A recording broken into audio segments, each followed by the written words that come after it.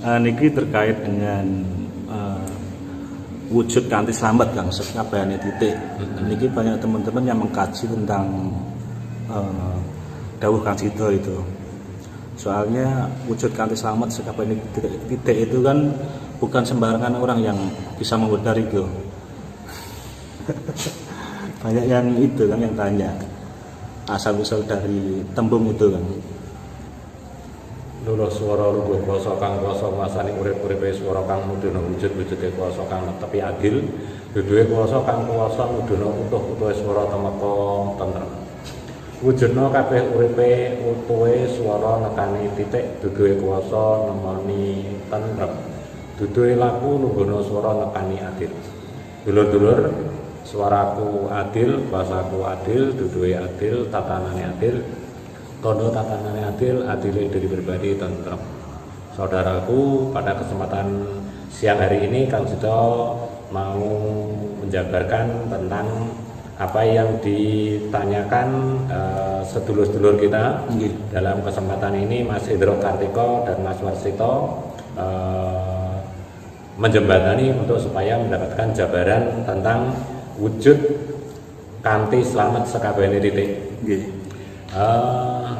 Pada waktu tahapan Kang Sito didhawuhi yaitu untuk menjalankan ajaran budi luhur, awalnya seperti itu. Jadi biar untut ya, biar untut.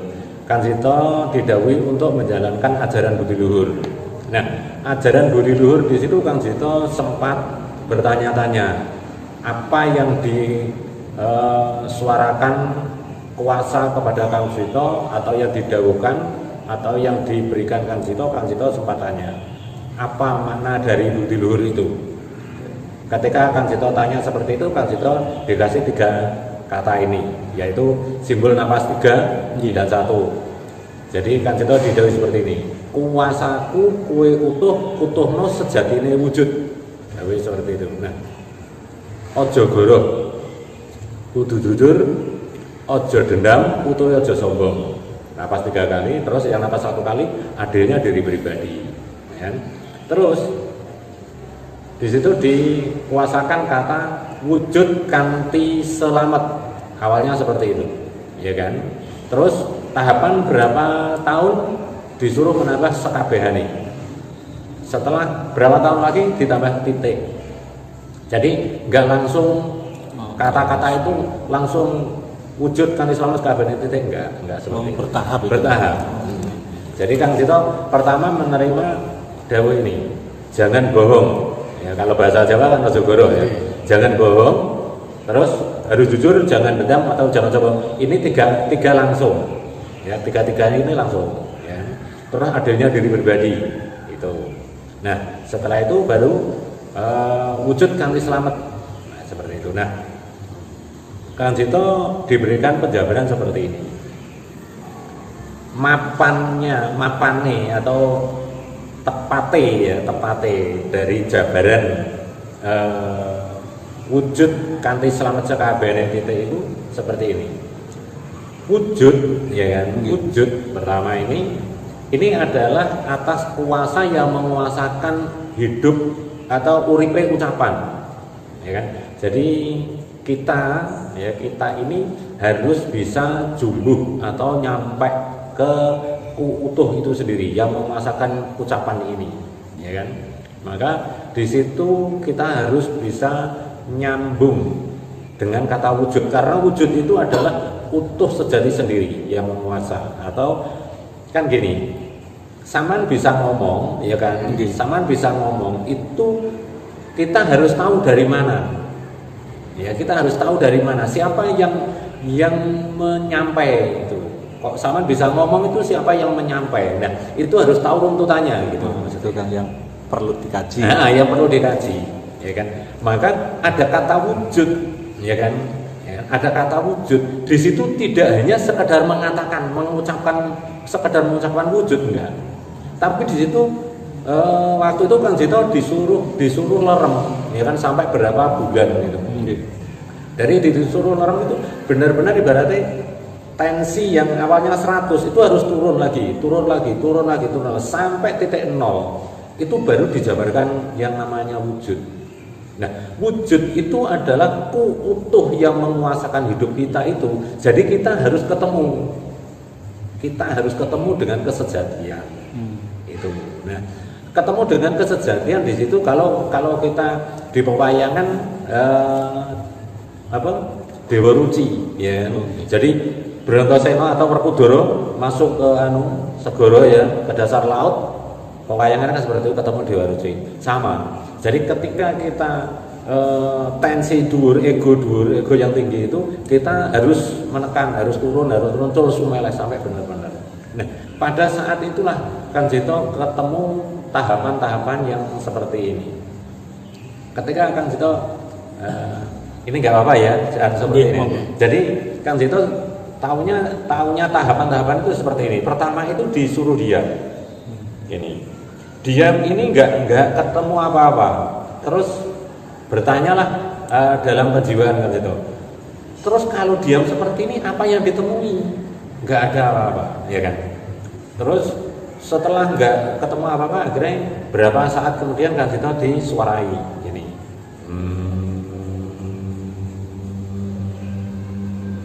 Ini sampai panjang. Jadi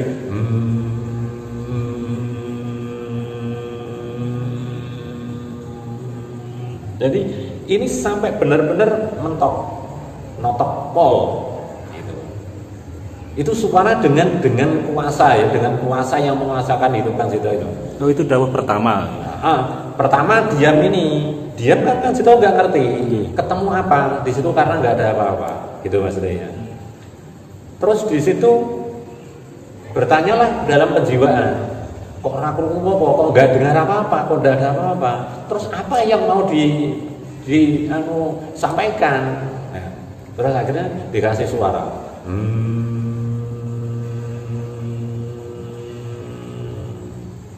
Setelah itu pun bagaimana cara menjabarkan itu, ya kan?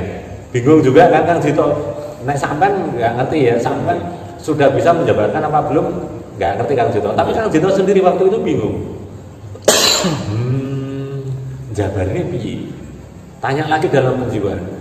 Setelah belum ketemu jawabannya, akhirnya ditemukan.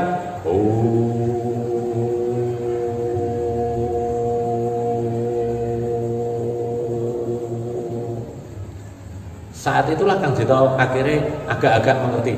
Berarti ini ada rahasia di balik diam tadi, diam yang pertama tadi, terus tadi itu ibaratnya apa ya? Translate ya namanya untuk pengertian ya, seperti itu. Itu hu itu masih belum bisa juga. Setelah itu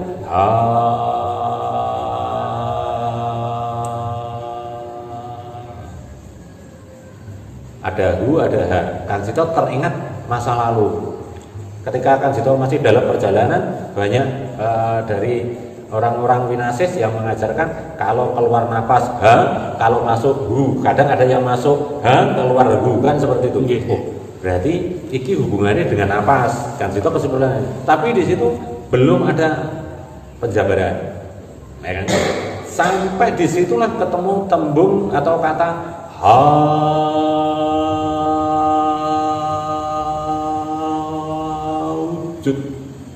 Itu. Jadi sampai 5 itu akhirnya dijabarkan. Nah, penjabaran itu dawuh yang diterima Kang Jito. Iki nek di bahasa Indonesia kan ya. Nah, rata-rata masalahnya banyak dulur-dulur yang Kalau di bahasa Indonesia kan seperti ini. Hawa suara ada kuasa yang menguasakan. Hawa kuasa yang menguasa itu adalah kuasa utuh itu sendiri. Maka kamu harus ketemu dengan utuh wujud sejati. Nah, setelah berproses berapa tahun ya, mulai dari perjalanan Kang Jito laku itu, tatanan ini nyampe akhirnya didhawuhi wujud. Nah, sampai 5 kali. Nah, di situ akhirnya dijabarkan. Wujud itu dalam kesejatian yaitu kuasa ya aku sendiri itu yang menguasai hidup orang ini berarti ya. Ya kuasaku sendiri itu semua yang harus ditemui dulu. Maka ketika bisa mengatakan wujud, wujud di situ harus ketemu siapa yang dawuh. Yang dawuh ini loh maksudnya, paham ya? Nah, maka di situ dijabarkan. Maka kalau di Islam ada yang namanya sifat 20 kan, namakan kuasa Tuhan ya kan. Allah wujud. Nah, pertama kan Allah wujud kan. Nah, wujud ini loh yang harus ditemui dulu. Kan gitu. Nah, itulah yang pertama berikan Kang Cito yang sampai benar-benar titik terendah itu tadi. Ya. Sampai Kang Cito kebingungan. Bagaimana cara semua ini? Nah, dengan tahapan-tahapan itu jadi temuilah siapa yang dawuh sampeyan supaya sampean itu nanti bisa menjabarkan wujud suara itu sendiri. Nah, dalam kebenaran wujud itu adalah ku sendiri yang menguasakan, tapi adanya harus ketemu yang di sini, yang ini. Ini namanya kalau di medis kan anatomi tubuh kan pita suara, ya kan. Jadi kita harus nyampe. Jadi tahapan wujud itu, karena wujud apapun itu hanya ada di kuasa yang dikuasakan lewat ucap. Jadi sampean harus ketemu.